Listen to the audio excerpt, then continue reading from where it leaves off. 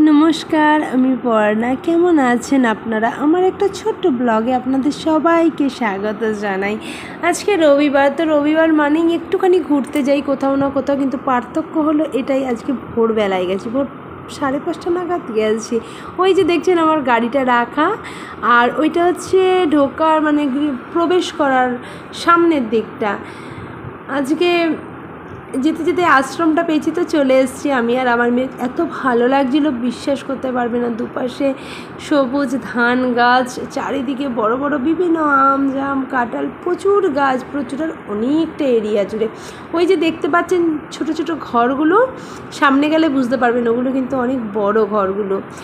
ওখানে থাকে যারা চিকিৎসা করে, অনেক আছে গরিব দুস্থ মানুষ, তো তাদেরকে বিনা পয়সায় চিকিৎসা করে। অনেকে এসে ওখানে থাকে আশ্রমটাতে, কোনো দূর দূরান্ত থেকে কেউ এলে।